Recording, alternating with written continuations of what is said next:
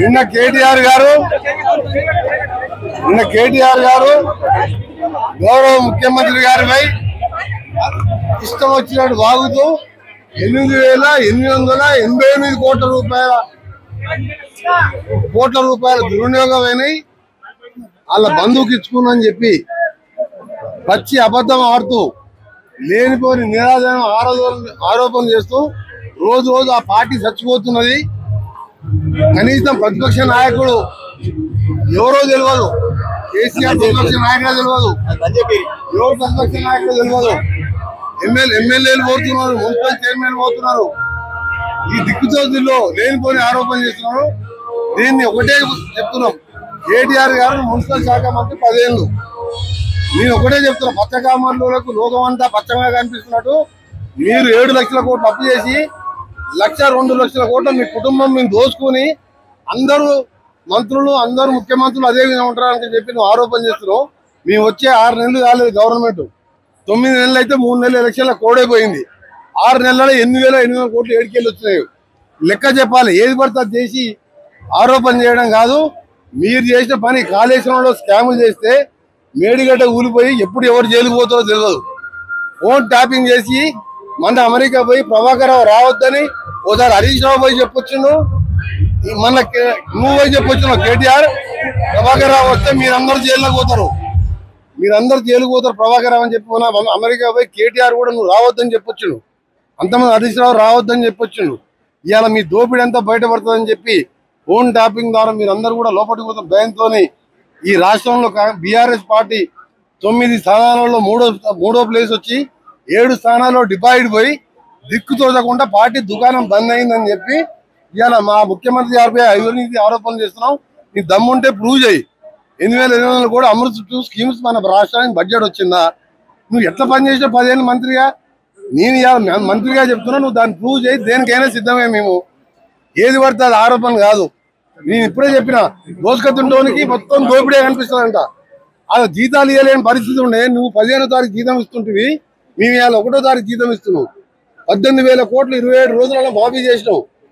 నువ్వు నీలాగా అంటారు, నీ కుటుంబంలాగా దోసుకుంటారు అనుకో కేటీఆర్. నువ్వు ఇవాళ అమృత్ స్కీము ఏదైతే ఉన్నో దాన్ని ఉపసంహరించుకోవాలి.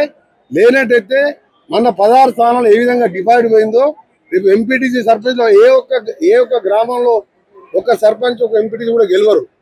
ఇవాళ మా ప్రభుత్వం 500 రూపాయలు సిలిండర్ ఇస్తున్నాం. దేశంలో ఎవరు ఇస్తలేదు. ఇవాళ 500 రూపాయలకే గ్యాస్ సిలిండర్ ఇచ్చినాకంతా ఉచితంగా 200 యూనిట్లకు ఫ్రీగా ఉచితంగా 0 బిల్ ఇస్తున్నాం. నువ్వు ఇవాళ నీకు మీ పార్టీ ఎక్కడిది? ప్రతిపక్ష నాయకుడు మీ నాయన ఉన్నాడా లేడా? ప్రతిపక్ష నాయకుడు హరీష్ రావా, నువ్వా, మీ నాయన? అది దాన్ని తెలుసుకో. మా ముఖ్యమంత్రి గారిని విమర్శించే ముందు ఏది పడుతుంది కాదు. 8,883 అనే అంకెలు 4 8 తీసుకొచ్చిండు.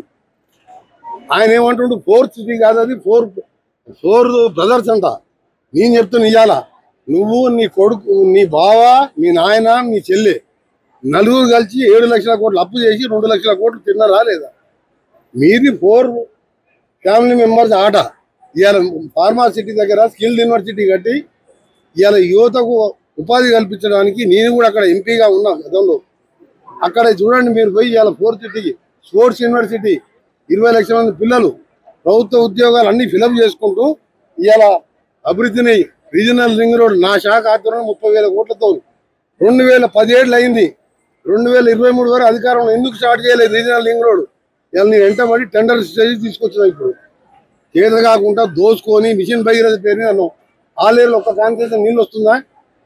అది నీళ్ళు వస్తే ఇవాళ 210 కోట్లు ఎందుకు శాంక్షన్ చెప్పి ఇవ్వాల్సి వస్తుంది? నేను అందుకనే చెప్తున్నా, గన్నమల్ల రిజర్వాయర్ టెండర్ పిలిచినావు, పని చేసినావు.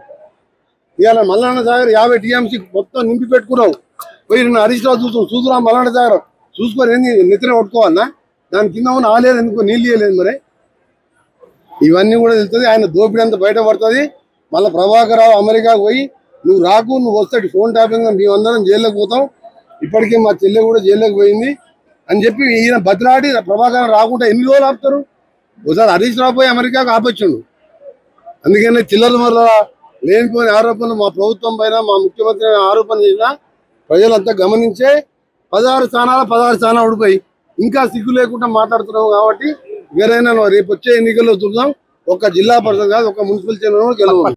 ఆలేరు మార్కెట్ కమిటీ అధ్యక్షులుగా చైతన్య మహేందర్ రెడ్డి గారు, వైస్ చైర్మన్ గా మదార్ గౌడ్ గారు ప్రమాణ స్వీకార మహోత్సవానికి ఐలయ్య గారి ఆహ్వానం మేరకి ఈరోజు ఈ కార్యక్రమంలో పాల్గొనే అవకాశం వచ్చింది. తప్పకుండా రైతులకు సంబంధించినటువంటి ఈ మార్కెటింగ్ శాఖ ఈ మార్కెట్కి ఏ అవకాశాలున్నా ఏ అవసరాలున్నా తప్పకుండా నా శాఖ పరంగా వాళ్ళ అవసరాలన్నీ తీరుస్తానని చెప్పడం జరిగింది. ముఖ్యంగా గోడౌన్స్ యొక్క కెపాసిటీ పెంచమని చెప్పి అడిగారు. వాటికి అసాధ్యాసాధ్యాలు పరిశీలించి తప్పకుండా ఆలేరు మార్కెట్ కమిటీకి అవసరమైన కాడికి గోడౌన్ శాంక్షన్ చేసేదానికి నా శాఖ సిద్ధంగా ఉంది.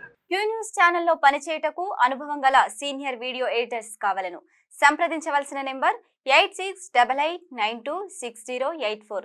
qnewsads@gmail.com ను సంప్రదించండి. లైక్ చేయండి.